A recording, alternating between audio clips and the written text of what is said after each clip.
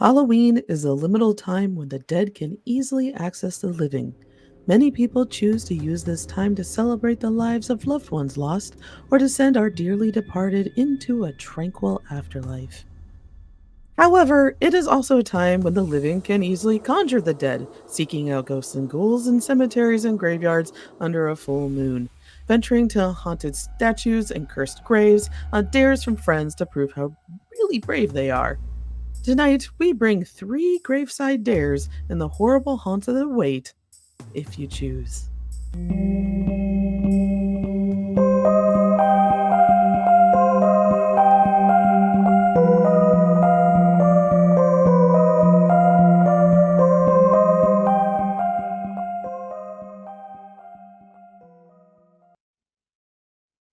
Welcome back to Hometown Haunts and to our latest season, Season 5 of the podcast that brings you the stories of the strange and spooky from your neck of the woods. I'm haunted historian, cartoonist, and host of the show, Cat Cloco, and along with me on this journey into the unknown are my friends Christina Wald and Jen Hey. Kohler. Hey! Hello. Yes, Christina, you have returned. It's no longer a I Ouija know. board session. I know. I've returned from the other side of the earth. Woo! Yeah, I'm That sounds so really exciting. interested. So, how many cemeteries did you go to? Were any of them haunted? And how many ghosts turned off your camera? I didn't have anything turn off my camera this time. That seemed to be uniquely when I was in Romania because we went to the Recoleta cemetery that we were discussing before I left, and it was incredible. It was almost looked like a little city because if you look at any I mean obviously influenced by the colonial uh, powers of the Spanish, which they have like the mausoleums that are built above ground. Because we were surprised that when you looked through the doors, you saw the coffins. Yeah. Oh, And there was very little skull imagery, which was interesting. oh, that is interesting. Yeah, And and I'm not sure why that is. I guess it just depends on the, I assume, predominantly Catholic. I mean, obviously the Pope's from Argentina. I mean, it's a predominantly Catholic area. yeah, And but it was fascinating, and I think probably if someone was sensitive they might have felt something, but I think we've mentioned in previous episodes that cemeteries tend not to be the most activity. right. They don't really tend to be, I which is mean, a fun little central topic of tonight's show. But I do find it interesting that there isn't as much skull imagery, at least what you saw, we even saw though very it is a, little. yeah, because there are entire churches that use monk skulls that are Oh in yeah. like Hmm. um the Baltic states, if I remember right, like Romania, and there's another one out in Hungary, I thought, that used the bones of monks and other parishioners, but that may not have been the style that came Hmm. over to Argentina at the time. Like that's a very gothic style, and Hmm. um, Or you think Argentina, about France where they have the yeah, the catacombs catacombs. where yeah we've got tons of and this was just, I mean, they were almost, there was tons of statuary, Hmm. and a lot of it was, and I'll have to share a picture with people.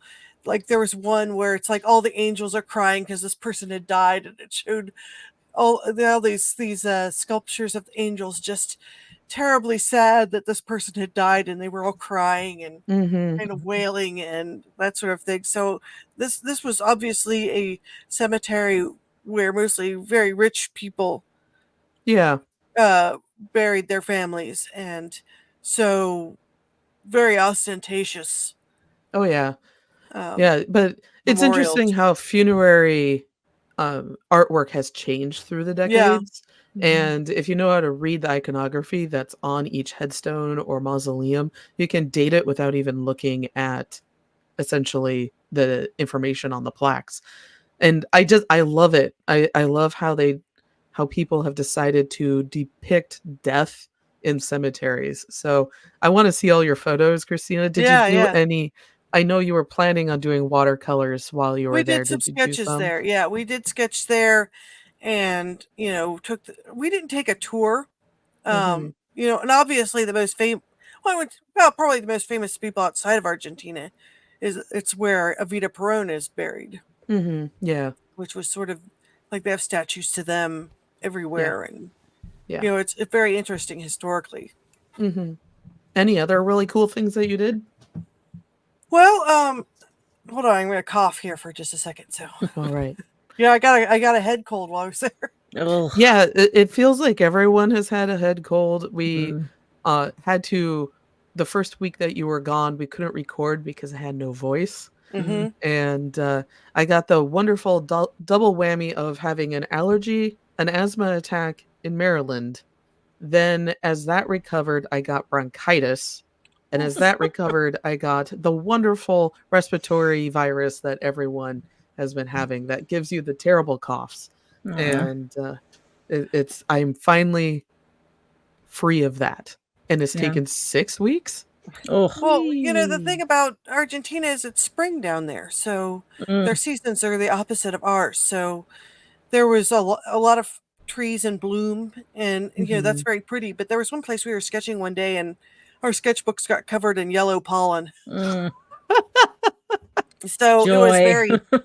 So there was that we were getting allergic reactions, and then we Oh, sort of no. experienced all weather because we went up to the Iguazu Falls, which Mhm. is tropical. So I'm really bummed we didn't see any monkeys, but we saw coatis, and they had like a lot of very interesting bird life, and it was tons of mosquitoes, and Ooh. we brought off, but it Did it wasn't. work? Mosquitoes are a Um, type of bird. What? it seems like it there. I mean, I put it on, but I didn't put probably enough on, so we still got lots of bug bites. Right. Yeah. And then Patagonia was kind of like going to. Actually, Patagonia reminded me a lot of Montana. You've got those mountain ranges, and it's cooler, very scrubby brush. Okay. Mm. The plant life's very similar to like when you're going up to Glacier Park and Missoula and that whole area, and that was really neat. Just minus the grizzly bears. Mm. Yeah, they didn't. They have their own. They had a lot of mountain. We saw baby pumas, which was really cute. I know they were Oh. so adorable. Speaking of We were. pumas, Yeah. Oh yeah, there's your puma. Yeah. Um, and so we saw a lot of different animals like that. I don't know if they have bears down there. I do I've not never know. drawn one. I was So going to ask a stupid question. Are there bears in other countries? I'm so sorry for being a dumb American. Yes, Yes. there Okay. are. Well, besides polar bears. Oh my god. It's Well, all there right was then. It's there's the late for brown I'm you. losing my there brain. there's the brown bears in Europe, and we saw one of them when we were in Brasov. So, Yeah. most notably, there's those types of bears there, A- and then of course North America you have several different types of bears, Mhm. and I'm not sure where like the spectacled bears, and I mean there's a bunch of different bear species. Yeah, there's Um, sun bears in Asia, there's yeah. black bears in Asia, there's brown bears that, um, I call grizzly bears, but that's an American thing. Um, Panda yeah, bears, yeah, koala when I, bears. would I just had a visit dumb brain the fart. Northern Alps of Japan, there Mm. was 2 things you had to worry about at dusk, and that was large boars coming through and would gore you to death, or Oof. bears. Yeah. It was one or the other. Mm. So, Okay, the basically, once spectacled bears are in South America. okay, there Okay. we go. But they're So not. I'm looking at they weren't where we were. They're like in Peru. Mm. okay. They're the extreme western. Like it looks like it's a stripe down. It says they're in Venezuela, Colombia, Ecuador, and Peru, Oh, and so they Okay. look along like they have the, a pretty. western Yeah, they have a mountain range. pretty small range, and they don't appear to be in Argentina or Brazil. So Okay. there are bears in South America, but not where we were. Okay. Yes. But where And we were, they have like the pumas and the jaguars. Although the jaguars would have been up in Iguazu because that's kind of close to the rainforest, and mhm. the pumas were further south. Mhm. But Okay. we didn't really. One thing that was interesting in Patagonia was they had a lot of neighborhood dogs that were kind of owned by the people. Like Mm. El Calafate had all these dogs that seemed to be neighborhood dogs. They weren't owned by specific people. Mm-hmm. Hmm. but they were clearly fed by a lot of people because they were No. well fed and they were well behaved, but Aw. they weren't. What would you say? They weren't like with a specific family. Yeah. Oh, yeah. Yeah. It's kind of like a neighborhood cat type of thing. Yeah, Yeah. they're kind of like that, like a feral cat colony, except it was a Yeah, but everybody takes care of them, and yeah. In Istanbul that does that with cats. yes. There's a lot of Yeah. places. Or Greece. yeah, that just let the cats roam and they Yeah, well, that protect was the them. only I mean, place I've heck, ever parts of seen Cincinnati do that. in Oh, yeah. we went to Chile to see Torres del Paine, and in customs in Chile they had two little cats there, Oh, and so they had that's the only time I've ever seen animals in a customs office. No. that's really cute. I know, and there was a couple cats there, but it seemed like there was a lot of people had, like in Buenos Aires, purebred dogs. Like you didn't see in the cities, like a big Buenos Aires is a like New York City style city, Mm-hmm. so you saw a lot of people walking their dogs and stuff. I mean similar to a lot of countries, like Buenos Aires is very European in its design, Mm-hmm. based on how it was colonized, and then Patagonia is very different architecturally, and at least the towns we were in were not nearly as big as Buenos Aires. Okay. Yeah. You were gone for what, 2 weeks? 3 weeks? Yeah, like 2.5, almost 3 weeks. Okay. Wow. Yeah, I Yeah. left the 4th and came back the 20th, or I left the 3rd and came back the 22nd, but it's like an overnight flight, but there's not a Oof. there's only an hour time difference. Right. Okay. It's an Really? hour Sounds later. like Huh. And then you were there for the Urban Sketchers International? Yeah, it was their yearly symposium. Yeah. So they have people from all over the world. They take workshops and they sketch. And since I was part of the staff, I got to take a workshop. I got to pick a workshop, and I did it with Dan Archer, who he does reportage and comics journalism. And he did a book Ooh. about human trafficking in Tibet, which was really interesting. I bought his Cool. book. Wow. Yeah, Yeah. it was a really interesting topic, because he will actually draw people while he's interviewing them. Oh, cool. Ah. And so a lot of the human trafficking, a lot of people think it's just sex trafficking, but it was like people sell their organs, Yeah. kind of get sold into slavery, like a lot of different Mhm. stuff like that. So Yeah. Oh, that's an interesting way of doing, what is it? Visual note taking, Mm. essentially. But yes. yeah, because it's a kind of a form of comics. It depends on your Yes. approach to doing it. But that sounds interesting. Mm-hmm. Yeah, that's sort of his. He used to do a lot of stuff for the Nib, which unfortunately the Nib's no longer. R.I.P. the Nib. I know, that was such a good. I liked it. I'm really sad. Yeah. I liked reading it every quarter. Yeah, it was definitely missed at CXC this year. Yeah. So- I mean, it's unfortunate that I think they just weren't making enough to make it worth their while to Mhm. do it. Yeah, but You almost it need a big sounds like a backer or really something. cool trip. Yeah. Yeah, it was my first trip to South America, and it was really interesting. I mean, I'd like to see, actually, like someday go to see Machu Picchu, which is in Peru, or Yeah. I mean, there's Mhm. so much stuff left to see. I mean, I'm particularly interested in ancient things like the pyramids and stuff. Mhm. Like we Mhm. went to see Tikal and Guatemala and that sort of thing. Mhm. So hopefully in the future, we were talking Yeah. to it was interesting because a lot of people, especially people that come from really far away, like one of the people on our social media team is from India, and so he went to Peru and went to Machu Picchu and then came to South America, and there was a couple other people that did that too, while Mhm. they're, because they've had to travel so far to get there. Well, Yeah, yeah. so you make Might it as well one big Yeah. take trip. advantage. Yeah. Yeah, I've noticed people like they come from places, like when you see people traveling from Australia or New Zealand and they come to North or South America, they go for like a month because it takes Oh, so yeah. long to get there. Yeah. It makes it worth it. Mhm. Oh yeah, I mean those long haul flights are Yeah. just They're they're not intense. fun. No. See, that's why if I ever go or take a flight like that, I want to be able to afford first class. Mhm. I mean, you're allowed to get up and walk around the plane, aren't you? Oh Or yeah. do you yeah, all yeah. just sit Yeah. there? And they're No, big Yeah. planes, correct? Yeah, the plane's pretty big. Okay. Yeah, it's like I've flown to Japan, I don't know how many times in the back of a plane. Yeah. Like, is it Mhm. comfortable? No, but it's doable.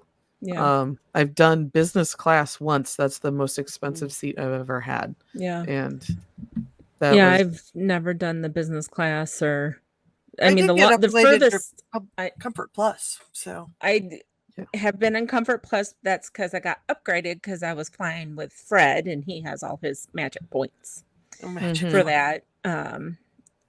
But the furthest I've been is Italy. I haven't Italy's great. I haven't just Someday. haven't gone much outside of the northern continent or Mm. been to Yeah. Mexico, been to Canada, but Mhm. Yeah, I'm always yeah. interested in the lore in different areas because that's one thing Mm, I think we talked about before I left is like the cryptids in different areas and mhm, Mhm. there's a lot of there was when we were in Chile, I mean, we were just there for a couple of hours.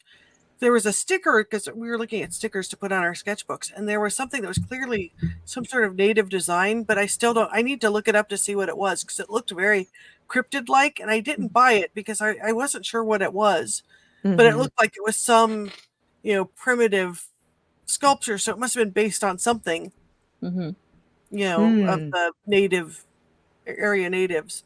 But I Mhm. need to investigate that. I mean, a lot. There definitely is lore in every continent and every country. Oh yeah, there Oh yeah. is. Yeah, the the world is rich in weirdness. Yeah. Like humans, our brains are so strange, and we make so many interesting creatures and Mhm, use them to mhm. warn generally younger humans not to go into the water Or the uh woods or or the woods or don't yeah. go up the mountain, like Mm-mm. just Don't essentially go to an old lady's house in the woods that offers you candy. Just yeah, don't do stranger it. danger. Well, that's true. That's true. Yeah. I mean that house may grow a giant pair of chicken legs and start running away. Like Yes. that Yeah. That's a happens good every one. day. Mhm. Um Mhm. it's just fun stuff like that. Yeah. I'm So not so fascinating. yeah, I am not so well versed with South American lore, but I Mm-mm. know there are more people explaining it and making it more accessible to um non-Spanish and Portuguese speaking people. That's actually Uh-huh. been my biggest block for it is I don't speak Portuguese or Spanish. Mm. So, Uh-huh.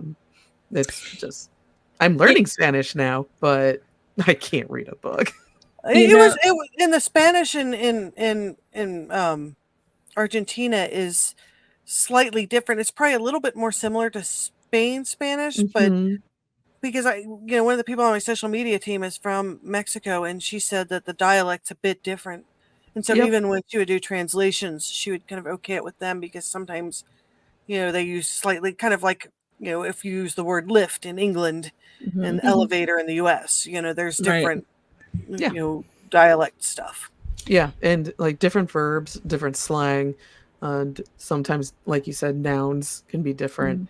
Mm. Hmm. And then, yeah, articulation, where you put the emphasis on a word can be different, so Hmm. Yeah, I Uh, mean, I can't converse. I mean, I can say, bring me the check. Where's the bathroom? yeah, that's Where's Only the true. a simple. bathroom is the most ¿Dónde important está phrase. la biblioteca? Yeah, well, that's a good That's one about all too. I know.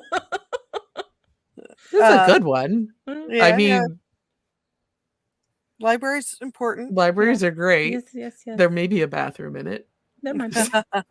but So I know I've told you guys this before, but Fred grew up. He traveled the world basically when his kids, and he lived for Mhm. a while in somewhere in South America. mhm, Can never remember which country it was. mhm, But I'll ask him to see if he heard any. I'm guessing no, but I'm gonna ask him anyway if he heard any like weird stories growing up mhm, from like other kids or something like that. Mhm. Yeah, it'd be good. Because he Well, speaks Spanish too, mhm. so he might have a little one insight surprise there. in Argentina was how much Italian influence because they had a lot of Italian immigrants, so there was a ton of Hmm. Italian restaurants. It could have been Argentina. I cannot remember. Okay. He's told me multiple times, and it just doesn't stick into my empty brain. No. So, but yeah, he lived in Canada and Wow.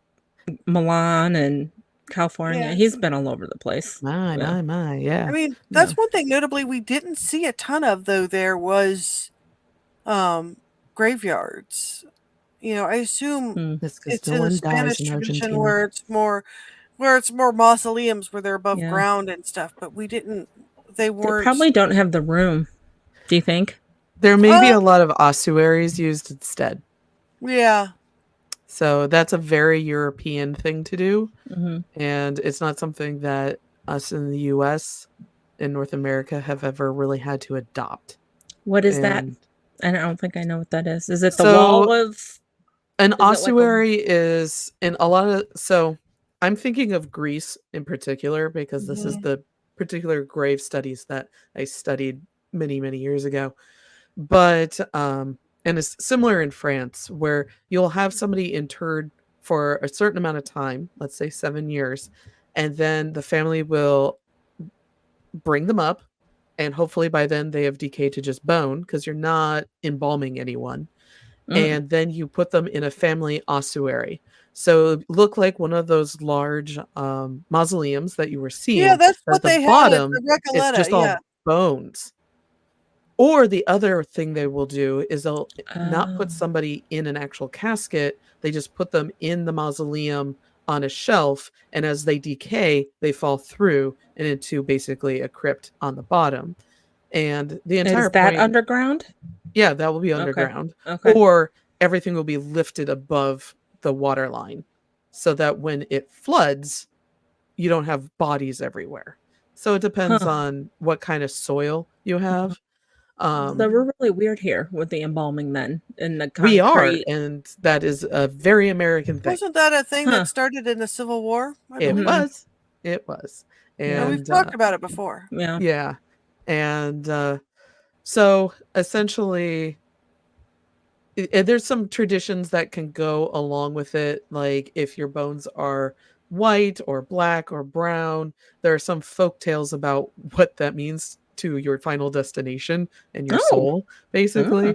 But and that can vary from location to location. And like in France, some graveyards or cemeteries, because a graveyard means it's not working anymore. No one's being interred anymore. Um, with some cemeteries, you'll be basically renting a plot of land for X amount of years, and Mhm. then you have to pay basically leases on it. You do that. It's just a slightly different system than North America, but then you can move your body as well to like a family mausoleum if you're So not located there, basically or no one stays where they're buried. basically. Even But here, if they need the land for development, they'll move you. yeah, Okay. yeah, Interesting. maybe they may move you. They I may know it just happened pave in over St. you too. Louis. Oh, that's Um, true. They just move to your headstone. yeah, we totally did it. Um, yeah, I discovered actually just this week in my hometown. Apparently there was a large Potawatomi burial site that was Oh. along the St. Joe River, and local rumor has it that they were supposed to move it when they were building buildings Mhm. many, many decades ago, and they didn't.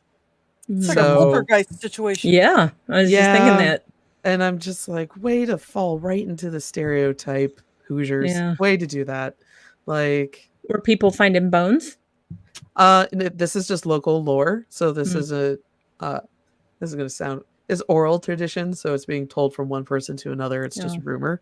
But to be able to do any type of cultural resource management, which is those are the archaeologists that go through, and the anthropologists that actually study human bones.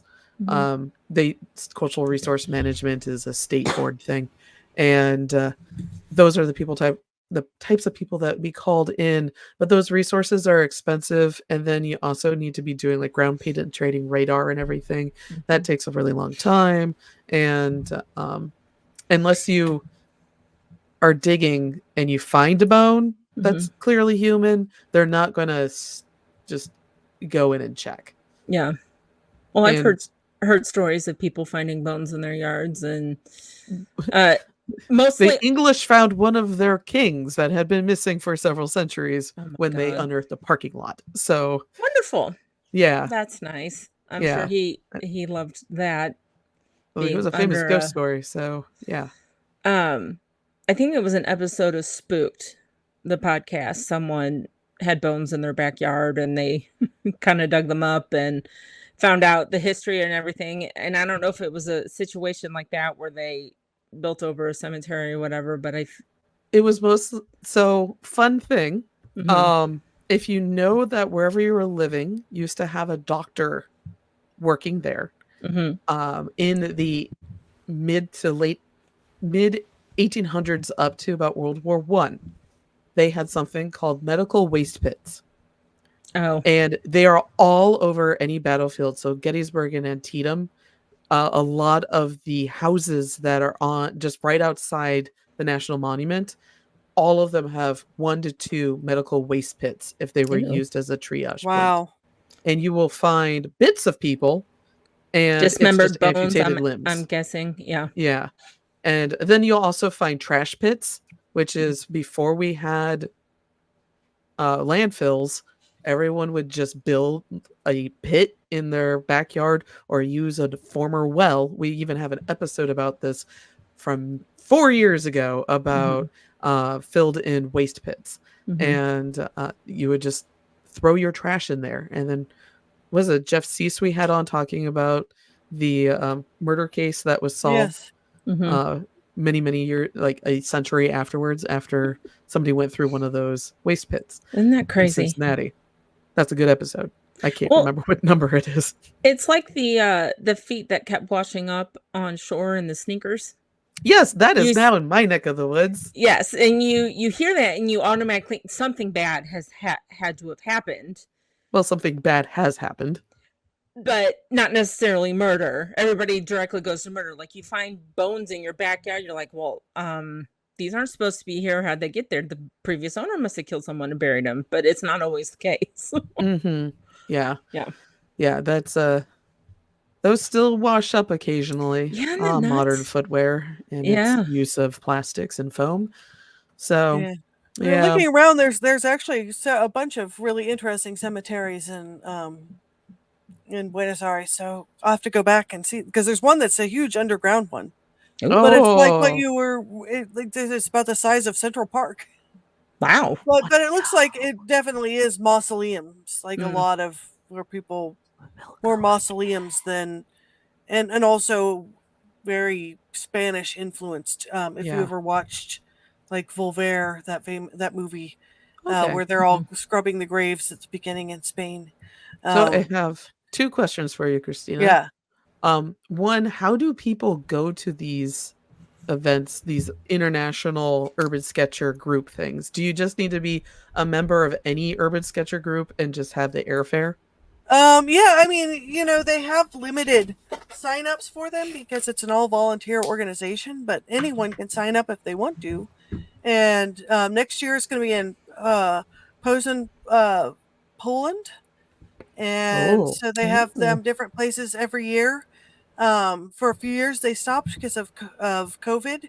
Mm-hmm. They canceled because it was supposed to be in Hong Kong in I believe 2020, Mm-hmm. and they canceled that. And then after COVID, the first one after COVID was in Auckland. Yeah, because Mhm. that was the And one last year that you went yeah, to, that was wasn't it? last year. And so this year it was in Argentina, and next year it will be in Poland. Oh, Oh, fun. fun. So, and usually it's obviously people that like to travel and sketch, and a Mm-hmm. lot of the people that went traveled around. There's still some Mm-hmm. people that are. I was just seeing some woman from. She lives, I think, in L.A. and she and her husband are still in Chile, Hmm. traveling around and stuff. Because once you get there, you might as well travel around. Mhm. Right. Exactly. It's one of those things where it's really hard because you go someplace and you can't see everything.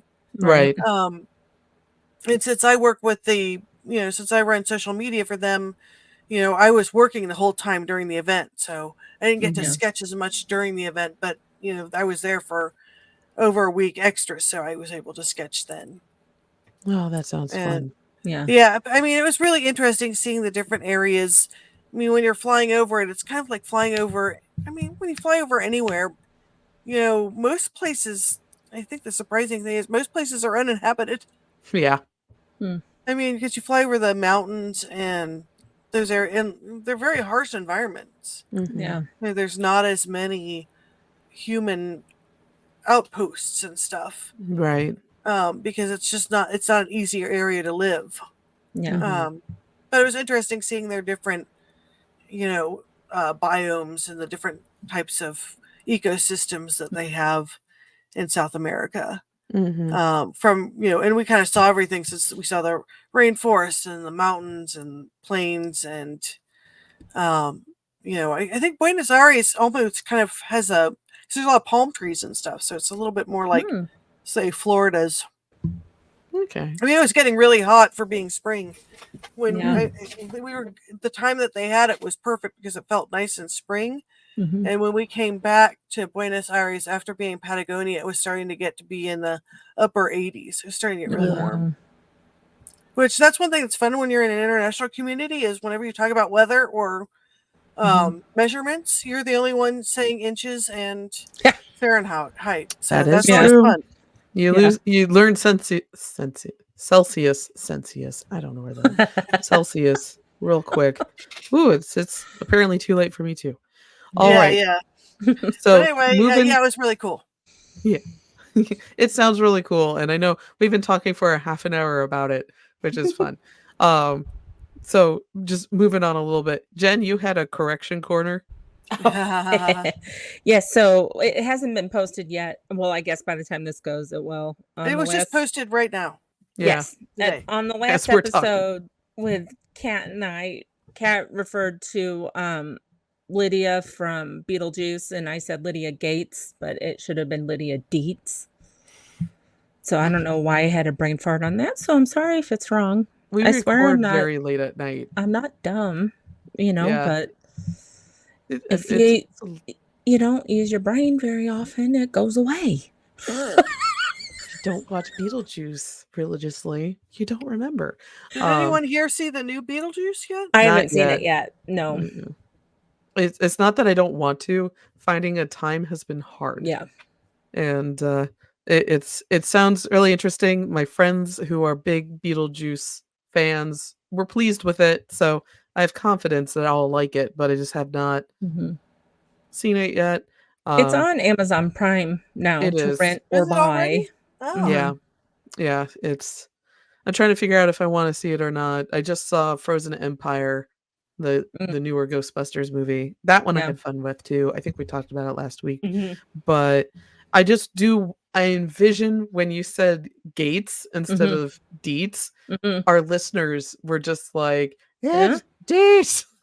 I'm so sorry. And I know that. I'm a child of the 80s. I grew up watching Beetlejuice. I don't know why I said it. Yeah, There's a huge fandom for Beetlejuice, even of there is. Oh, yeah. I've had students that were huge fans of Beetlejuice and who Yeah. the Well, the cosplay and musical everything. was very popular. Oh, that's right. And they Yeah. just had it in Cincinnati. Yeah, so that's what's kind of kept it alive. Mm. I think since about 2019. Mhm. Before then, it was a wasteland. It was once in a while you'd get Halloween decorations of like the sandworms, Yeah. or see an occasional Michael Keaton suit, the Yeah. black and white suit with And now the it's green hair. everywhere. But Well, it the wasn't. animation was pretty weird. The Oh, I animated loved it so much. Tim Burton, man. Well, the animated series There's was an interesting animated because it series. was, Yeah. Oh, I loved I it. mean, the whole conceit of the story because you've got this young girl and this weird old man. Yeah, it's so who's weird. constantly trying to marry her Yeah, I mean, and is in love Not with so her. much in the cartoon. Yeah, I not in the was cartoon. I was just watching it a few weeks ago because it's on Roku Live. Mm-hmm. And you can just put it on and watch it. I'm like, yeah, he is a creepy He old is a man. creepy. I mean, they wrote it real well. He's a Yeah. creepy dude. And like I just like the denizens of the netherworld, and I grew up on that cartoon. So it the explains. design is really cool. Yeah. Yes. Yeah, that was definitely one I watched all the time too. Mhm. Yeah, and they Yeah. did a toy line for it too because that's when I got to see it was Kenner did a toy line and so we got to see it They rented out a theater, and we got to. Oh, watch it. fun. Troy Yeah. still worked at Yeah. Kenner at the time. Although at Right. that point, what was it? Permutation. I don't know if they were Hasbro yet. Mm. But Tonka, I think, had bought them at that point. I can't remember. Ah. Okay. It's hard to keep track of the corporate gobbling up of each other. Yeah. Yeah. Well, they I did know. have a Beetlejuice haunted house at Oh, Halloween Horror haunts Nights. or Horror Nights. Thank you, haunts is Kings Island in Disney. Universal. Oh my God. Yeah, that's a Universal. In Universal when I went a few years ago. Yeah. The new one for this year is Ghostbusters. Ooh. And I'm just like, I would totally go to Beetlejuice and Ghostbusters. I would I'm highly not a haunted house recommend fan. going. We have stated why in previous episodes, but Well, I I would will- do those. I will tell you with those, there are so many people. It Oh, yeah. there's no space in between groups, and you're just kind of. It's really you just go to see the theatrics of it because Oh, they're yeah. really good. I mean, that, Yeah. yeah. And that's where I would be doing that. The zombies, no. I'm like, we're done. But yeah, for those particular two, Yeah. Well, if you can I ever just go. marketing things. But Yeah. anyway, Yeah. but we digress. I want to yeah, hear we about digress. DARES. So I mean, this last is our thing is special show Halloween news. episode. I'll Yeah. make it so quick. Speaking of things that are completely not corporate, it's I'm doing Mercy Brown Needs a Friend. Yay! The episode should be up this week for general viewing, so the public can now start reading it for free. And that one is Mercy Brown, America's Last Vampire. She needs friends, and this is just a story about how she finds them all around Cincinnati. Oh, fun. And yeah, it's been fun drawing. I have not posted them yet, but I have drawings from Blink of her and the ghost going around Oh, Blink. neat. Okay, and seeing cool. things. All Yeah, right. so they'll go up. I have a Patreon. It's just Red Cat Comics, and those will go up soonish. It's been a very busy month with Halloween here. Mhm. And then also, I'm very happy to be working in true horror again, and it's not horror for kids. Mm. I will say that it's PG-13 and up, I would say, because there's smoking for one, and blood sucking, horror things. But at any rate, the other thing is I'm working on the 3rd issue of the Cabinet of Curiosities. It premieres at the Frogman Festival in 2025 in Loveland, Ohio. And we're looking Yay. forward to everyone being able to get their hands on that. It's fun. We got a whole bunch of cryptids. We got more ghosts. It will be a fun Everything. anthology. So finally, we are getting to tonight's Halloween episode. And Yay. it's one that I am particularly happy about. I did forget to mention, join us at our Facebook group, Hometown Haunts. We're still going through all the applications to join the group. Sorry for the slowness. And you can find us on Instagram at Cincy Cabinet of Curiosities or the at Hometown Haunts _podcast. And you can always send your email to hometownhauntedmail@gmail.com. All right, now we're on to the show tonight. I am happy to talk about this. We actually will touch on one story that I wrote a book on, but I did not do a huge book report. I will save it more detail for a later episode. But the sources for tonight's show are Haunted Indiana, Encyclopedia of Haunted Places, Haunted Ohio, Vermonter.com, Wikipedia, Visiting Indiana, Law.com, and ButlerCountyConnect.com. Plus just my own oddly specific encyclopedic-like knowledge of all things strange in locations. So the first one is Black Aggie, sit on her lap and you might die. Have you heard of Black Aggie before? No. No? Mm-mm. Oh, wow. All right. So we're actually going to talk about 2 tonight. And the first one is in Greenmount Cemetery in Montpelier, Vermont. And it's home to Black Agnes. So we get a full name, just not just Agnes, it's Agnes. Legend states the statue incorporated into this headstone at Greenmount Cemetery is cursed, and that if you enter the cemetery at midnight and sit on this hooded figure's lap, you'll receive a string of bad luck, or worse, certain death within the week. Oof. Local legend also claims that Black Agnes's eyes glow red. Blood-curdling screams are heard from that area of the cemetery, in addition to other chilling noises. There are stories of those who were dared to sit upon Black Agnes's lap, only to be found dead a while later. Jen, has this been an episode of Supernatural? No, Oh, what? I don't think Wow. I so. find that shocking. I gotta grip the desk. My skull lit up. I'm surprised they did not use Black Aggie at all for I don't any think. of their stories, No, I especially in the mean, early seasons. is this one pretty widely known, like the Woman in White stories? I thought it was, but I am Okay. clearly wrong. All right. Yeah, no, I don't think so. Okay. So continuing. Black Agnes, however, in Greenmount Cemetery, or Mount Cemetery, is really the seated figure of Thanatos, the Greek representation of death. Thanatos, sitting with his eyes closed and head bent back, seemingly looking upward, marks the grave of infamous Montpelier businessman John E. Hubbard. Hubbard contested the sizable amount of money his late aunt had bestowed on Montpelier upon her death and won. He built a library for the city using that money, as his aunt had intended it to go, but only did it at 1/3 the cost. He pocketed the rest.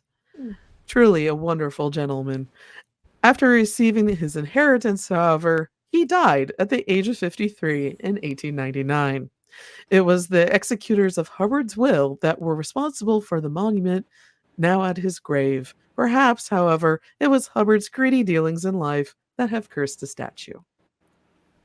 I am surprised this did not end up in Supernatural. I know. It seems very. Well, It's so much. It's gothic poetic justice. Yes, but so eventually the storyline, it definitely went towards, God versus the devil. So they went along that and they Yeah. just had to kind of stick with it to Yeah. up the ante every season. So like the first 3-4 seasons, they did more like one-off episodes that had the lore, like Chupacabra and Skinwalkers and stuff like that. Oh, I can't believe they did Skinwalkers. I think they did. Ooh. It was that or oh my God, I've watched it so many times and my brain is empty right now. Do not say Wendigo. Was it a Wendigo? Yes. God. Wendigo. Yeah. Yeah. That was actually going into the woods and bleepity bleep bleep bleep bleep people bleep. getting eaten. That was like bleep. In the first season. Bleep. Bleep. So, but then then ghosts were also heavily in the show, but then, it turned, you really should watch it, Kat, but I know. I've watched the first few episodes a few times. Yeah. And then the Ghost Facers episodes you showed me, those were fun. That hit fun. Too close to home. Yeah. But I still enjoyed them. Yeah. All right. So we have a second Black Aggie. This one is far more well known because she's seen a lot more. She sits in Maryland and, like her counterpart in Vermont, is eager to curse those who dare to approach her. Originally, she was located at the grave of General Felix Angus at Druid Ridge Cemetery, and urban legends have always surrounded this shrouded dark figure. Some legends stated that anyone who dared to spend the night on her lap would be haunted by the ghosts of those buried there. Other stories claim that the ghosts of Druid Ridge Cemetery would convene at Black Agnes's silhouette on dark nights. No grass would grow on the ground where the statue's shadow would be during the daytime, and best yet, Black Agnes herself would stand and walk in the cemetery at night, scaring visitors with her glowing red eyes. Black Agnes caught a ton of unwanted attention. Curiosity seekers would break into the cemetery at night to sit on her lap or to see if she moved. She was frequently vandalized, so much so that the Agnes family donated her to the Smithsonian in 1967. She sat in storage until being moved to her current location at the Federal Courts building in the rear courtyard behind the Dolly Madison House, also known Ooh. as the Cutts Madison House, on Lafayette Square, which is a notoriously haunted location in Washington, D.C. She is a replica of a monument named Grief by sculptor Augustus St. Cordain and at the Adams Memorial at Rock Creek Cemetery in Washington, D.C. So if you were in the mid-Atlantic, you have heard of Black Agnes. I have seen this story covered by Unsolved Mysteries. Whoa. Oh, cool. So I was kind of surprised you did not know this Black Aggie. Mm-mm. I mean, I've Yeah. seen all the Unsolved Mystery episodes, but things just don't. I watch so much stuff, it doesn't stick. There were so many decades of Unsolved Mysteries. Yeah. Well, Yeah. I will say I've watched everything that's posted or streaming now. Oh, yes. That From the 80s, I can't remember. Yeah, I binge watched the recent Unsolved Mysteries episodes, and I really love the new theme Mm-hmm. music. Yeah. The I don't rest, ever skip the intro. I'm like, nope, I'm listening nope, to you this never. every single I time. don't skip the intro Every or the single. outro. Yeah. I did find the Roswell episode a little slow, but it was interesting getting a different perspective. But Yeah. moving on, we're going to go back to our home area of Southwest Ohio, to Trenton, Ohio. And it has a ghostly dare that takes place at Hickory Flats Cemetery. Legend states that if you try to enter the cemetery after dark, that the ghostly figure of an old man will come chase you out with a hatchet in his hand. This old caretaker was a victim of a hatchet-wielding maniac back in the day, hacked to death with his very own hatchet, and now guards the cemetery. Legend also mentions that on nights his ghost is seen hitting the mausoleum door with his hatchet, and those marks can be seen in daylight. This is the story of the Trenton Hatchet Man. Have you ever heard of that? Well, yeah, that was one of the topics for comics for issue 3. Mm-hmm. The fun Wow. thing is that there is no mausoleum in Hickory Flats Cemetery. So Oh. it's a story that somehow has been transplanted onto the cemetery through just oral retellings. Like never ever? Like was there There's never been a okay. mausoleum in Hickory Flats Cemetery. Now, an interesting bit of history is that there was a hatchet killing of a family that had happened there, easily a century ago. And in the 1800s, there was a German immigrant that hacked his family to death. And there is suspicion that that story got moved to Trenton, but it did happen in a different farming town, Mm-hmm. but it's still in southwestern Ohio. Wasn't there a hatchet serial killer in New Orleans? Yes, there is. But Or he was a real person. Yeah, right? that one was a real person. Okay. That one rode the rails and would kill Mhm. people indiscriminately if their houses were along those rail lines. Right. Now that was covered in Supernatural. He was a ghost in Oh, one I heard season. of that from American Hauntings. Mm-hmm. Troy Taylor does that. Yeah. And he did a wonderful entire season on different hatchet killings. American Horror Story 2 had it one season. Yeah. Yeah. And then the Villisca axe murders, there's suspicion that it was a similar type murder, maybe not the same murderer, but somebody also riding rails. And because at the time, think about it, in the 1800s, everyone had a family hatchet because that's how you cut wood for your stoves and your fireplaces. So it's a very easy killing machine or tool that you can just lay at the murder scene and just walk away. Yeah. So stuff it in your belt. Yeah. You're not stuffing it in your belt. Do you want to cut your clothes off? On the handle, doofus. I mean, I don't okay, know. one, uncomfortable.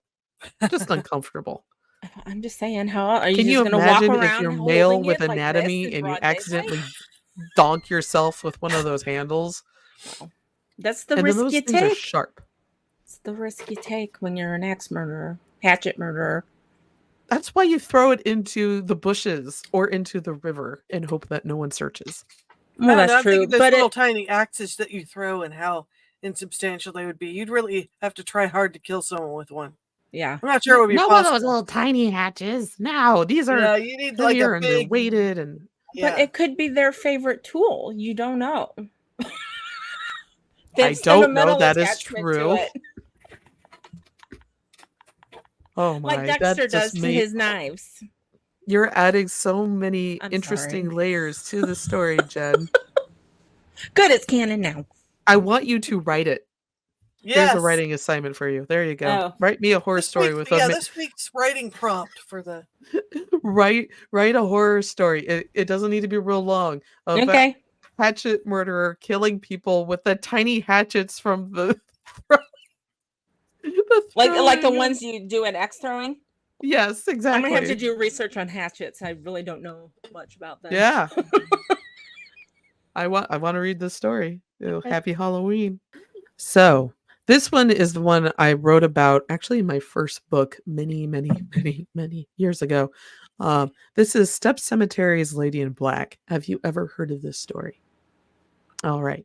This is a very condensed version of it. I'm just highlighting the Halloweeniness bit, but it is worth its own episode because the story goes every which way. Step Cemetery is known as the most haunted cemetery in Indiana and is located within the Morgan Monroe State Forest just north of Bloomington. What makes this cemetery infamous is the Lady in Black, who haunts the old stump of a tree called the Witch's Throne. Teenagers in this area believe that if you visited the cemetery under the light of a full moon and touched the throne, you would die an unnatural death within the year. It is very common, and I have visited the cemetery, to go there and see all sorts of occult objects strewn around the cemetery. There's a lot of wax, not only on headstones, but on every single stump within the vicinity. There is a good chance that somebody has urinated on all parts Ugh. of surfaces in the cemetery.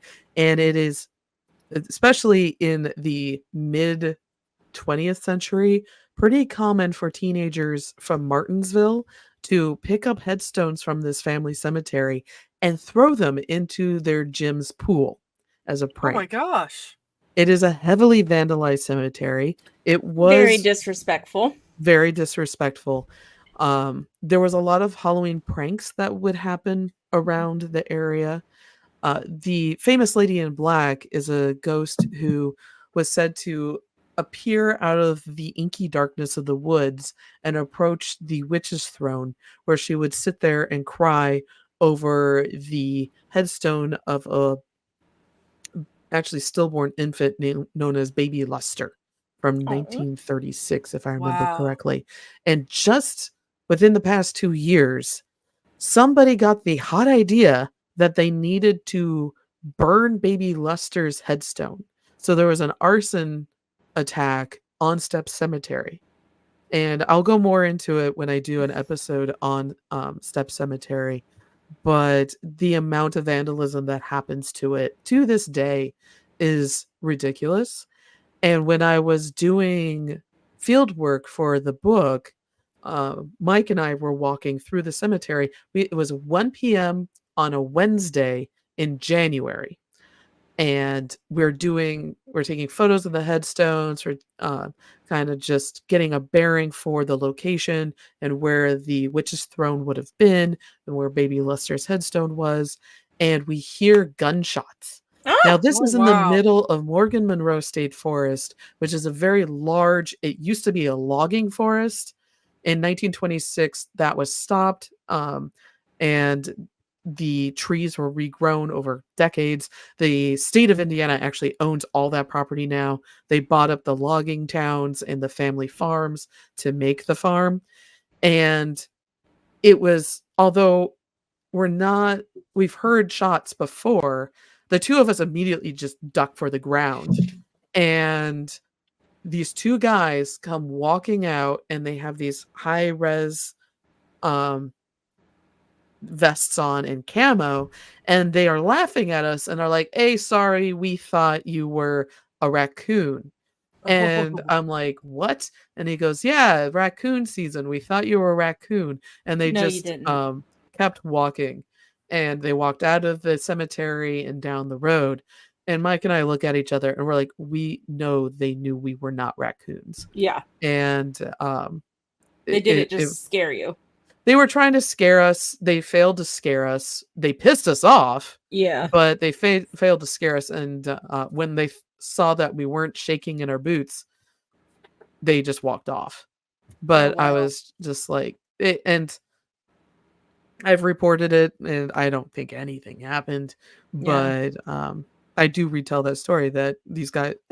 Did they think we were dumb enough to think they were raccoon hunting in January in the middle of the day? I mean, that's when you pull out your own piece and go, "Oh, oops, I thought you were a raccoon." Well, I don't own a gun. Ears. I know, I'm just. Nor have I ever shot one. Oh, but okay. Yeah, I've never shot a gun. My dad was an avid hunter. I do not do that. But I don't hunt either, but I've shot a gun. Well, I'm interested in hearing that story, but not right now. But I have talked to paranormal investigators who have had permission to be in this graveyard overnight, and they do believe it's haunted, but not by the lady in black. Mm-hmm. Oh, who did they And on that cliff note, we move on to our next story. Not cliff note. Cliffhanger. Thank you. I was close. I got half the word out. So it's kind of appropriate because you've kind of truncated the story a little bit. Yeah, I truncated the story. Yeah. Not to be confused with Steps Cemetery is 100 Steps Cemetery. Also in southern Indiana. Halfway between Brazil and Terre Haute is Carpenter Cemetery, popularly known as 100 Steps Cemetery, for its long staircase that leads to the summit of this hilly cemetery. The grounds were established as a cemetery around the time of the Civil War and have continued to be a hot spot for paranormal enthusiasts for its haunting dare. At midnight, under a moonless sky, a visitor must ascend the steps counting as they go. One should count 100 total steps by the time they reach the summit. Then they should look over the gravestones to the field behind them, where a ghostly caretaker will show you a vision of how you will die. Ooh. As soon as the vision fades, the visitor should walk back down the steps and count them again. If the visitor counts the same number of steps again, they are fine. If the number of stairs is different from when you climbed up them, then the vision the caretaker showed you is true. If you try to skirt the rules and just go down the hill instead of the stairs, legend states that an evil supernatural force will push you down the hill and leave red handprints on your back that will remain for several days. That's very specific. Very. And kind of sinister. Love the spectral caretakers, by the way. Yeah. I don't want to know how I die. No, neither do I. Yeah, it would be really depressing that you were like sitting in front of the TV and like. That's probably how I will die. Most likely. Yeah, or hopefully just sleeping in bed. I just generally don't dwell on it. I just don't want to be forgotten for a few days and found. That is my fear. Yeah, that happened to a friend's parent. Yeah, so it'll probably happen to me because I'm single and, I don't talk to people every day. Let's be much more positive, Jen. This will not happen to you. Okay. So I do like how in a number of these stories, and now mind you, a lot of these are from the Midwest, that if you touch a certain artifact, you'll be cursed and you have the 7 days for it to occur. Also, there is no remedy. Once you are cursed, you are cursed. You can't pass it on to anyone else. Now, I do have a question for both of you.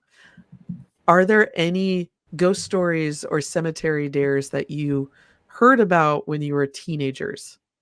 Not necessarily had to do, but just heard about. No, just the typical holding your breath as you drove by, Okay. or lifting your feet when you cross Mm-hmm. the railroad tracks or whatever. Mm-hmm. Nothing. We had touching the bolt of our bus, like one of the bolts, Mm-hmm. Oh while you wow. crossed railroad tracks. Yeah. Yeah. Trying to Yeah. think if I I ever don't think remember so. anything. I mean, obviously we would visit them, but I don't remember there being Like that sort of specific lore around it. dares. Yeah. Yeah. Mm-hmm. I Yeah. mean, the Like there's. biggest dare would be to go there at night. Mm-hmm. And that's Yeah, it. yeah, that would be Yeah. the you know biggest thing. And most graveyards close at night actually. Mm-hmm. Oh Yeah. yeah. Yeah, you're not Yeah. actually allowed to visit them. No. Like if you go to um Hickory Flats, it will be basically a guarantee that a police officer will chase you out of the cemetery unless you Mhm. have permission to be there. Um, so a lot of it is just to keep vandalism at Mm-hmm. bay. Yeah, Well, well, it yeah, seems they like that's didn't. very bad in Indiana. Like when we went to those dollhouse Yeah. cemeteries, Mm-hmm. like there was a lot of vandalism. Remember, there's so many graves pushed over, and Yeah. Mm-hmm. Well, and Oh they yeah. didn't used to be gated or yeah, protected in that way like Spring Grove is, Mm-hmm. But I think because of vandalism, like there's one in Wyoming, Ohio, which is a suburb of Cincinnati, if people don't know. There's a cemetery on Fleming Road. You can just walk into it at any time or day. I mean, there's nothing Mm-hmm. keeping you from, Mm-hmm. not going in. Right.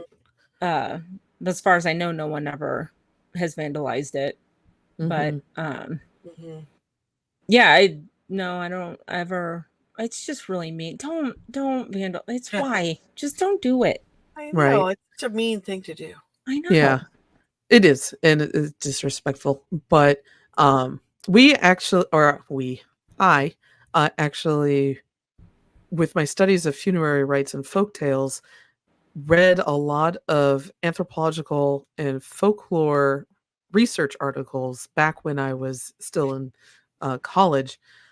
And one of them was basically teen dare rites in graveyards, which is what Wow. inspired me for this particular Hmm. episode. Now, I don't remember every little point from these articles that I read, but it's very common, and all of us who are adults and went through our teenage phases remember when you are a tween, a lot of your first exposures to these types of challenges happen at slumber parties. Yeah. Yes. And Yes. Bloody Mary is one Things of the get first crazy. ones. Yes. Yeah, that's one of the big Yes. ones. And so summoning Bloody Mary or using a Ouija board Yeah. or doing light as a feather, stiff as a board, these Yes, are I've done all all a those. similar vein as these graveyard challenges. Mhm. Yeah, Now, yeah. when a lot of these basically polls or interviews and field work was done for this particular topic, it was the 80s. And the anthropologists came to the conclusion that females tended to do Bloody Mary in indoor myths, while males were the ones participating in these outdoor ones. Yeah. That is, of course, not true. This was just the bias that they were getting Yeah. in their field work. But yeah, it would be, I mean, heck, the very beginning of Hocus Pocus has one of the characters going through a cemetery. It's not Yeah. necessarily a dare, but then something bad happens for Yeah. entering the cemetery grounds. Mhm. It's still that type of superstition that if you enter the grounds at night when you're not supposed to be, then Mhm. something bad will happen. I told you what my brother did when he was in Boy Scouts, right? In Spring Grove. No, tell us. No, So what? I guess because Spring Grove is quite a bit of land, and not all of it is used. You can still be buried there. And this was late 90s, I think. Yeah, he they were on a Boy Scout camping trip, and he and a friend, I think, snuck out and took a little walk around, and I don't know if they got lost or turned around or whatever, but they started seeing headstones. They're like, oh, we should probably go back. Oh, yeah. I mean, that was it. They didn't vandalize or do anything, but they're Right. like, I do remember you yeah, talking about that before. headstones, we shouldn't be here. Yeah. Well, at least they realized they should turn back. If Yeah. anything, tripping over a headstone is not fun. Oh God, Tripping no, that over a would hurt. headstone and bashing your knee into another one is Oh. absolutely not fun. But Oh. I That sounds remember like researching these and learning about how basically these dares, as silly as they seem, play a really big role in how teenagers work as groups and grow and figure out how their relationships with one another work. And these dares are just short adrenaline bursts to see just how tough they are and if they really can rites of passage. suffer from the anxiety and stress of doing such a task. We'll turn into Lord of the Flies if they get stranded on an island. Yeah.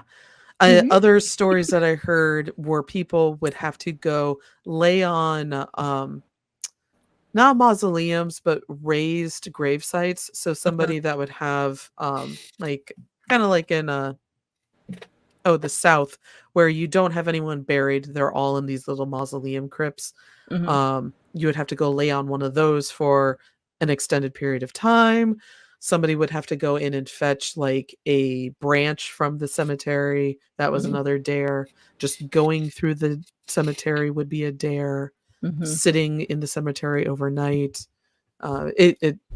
There's a big world of dares people would do. And this makes me really curious for our listeners, essentially, what kind of stories did you hear about as teenagers and would participate in? Just send them over to our hometownhauntedmail@gmail.com or mention it in our Facebook group so that we Yes, can get please more do. stories that Yeah. shenanigans that people were up to. I mean, when this they is were kind of teens. along the vein of Truth or Dare too, right? When you'd Oh, play yeah, that yeah, at yeah. parties. Oh, yeah. But generally Exactly. that you did that to kiss someone you liked. Yeah. They have all ulterior motives. So, yeah, I'm surprised. Sorry, I am still surprised that nothing like this ended up in Supernatural. So, writers were Don't make worried. me watch it again. Don't So- watch it again. Only It's 50 when I I can watch Google it. this. When I watch it again, I just have it on and I just kind of listen to it and I kind of tune it out sometimes. But no, I don't think so. Wow. Yeah. Wow. Well, we've been on for a while now. Yeah. And hopefully everybody is preparing for have a happy Halloween, everyone. Yes, have a happy and safe Halloween. And Tell us your spooky Halloween stories. If anything happens? yeah. Yeah. Oh yeah. I'm very interested in spooky Halloween stories. And maybe post your Halloween costumes in our group. That's an excellent idea. Are you going to dress up at all? Either one of you? Unfortunately, no. I mean, we're gaming this Saturday, so then next week we're gonna go see Susie Azard perform. So Oh Yes. yeah. That's a fun. That'll be fun. Yeah, I'm yeah. looking forward to hearing about that. So Jen? Are you dressing up, Jen? Well, I got my witch's hat from Woohoo! Hierophany and Hedge. It was a couple years ago. Decided she was going to make caftans for us. Don't really have to worry. But she finally finished Empire Mouth Neat. pattern Yeah. on it with like a red silky cuffs. Yeah. So I think I'm going to wear that with my red witch's hat. I think that'd be fun. Are you handing out candy at your? Yeah, I think I'll go to my sister's and either hand out candy or go trick or treating with the kids Oh, that'll because be fun. the neighborhood is always, everybody's out. The parents. Yeah, we get very Yeah. few trick or treaters here because we're so close to a busy road. Mm-hmm. Yeah, and I still don't know. I mean, there are kids in my development, but I'm not exactly sure if they stay here to trick or treat. And I kind of just don't want to wait and see and be disappointed because I like to see all the costumes and stuff. Yeah, Right. Yeah, and give them all a bunch of candy. Yeah. How's side dressing? What's his costume? So, we don't trick or treat from house to house on the mountain because wandering around a mountain with candy is just a bad idea.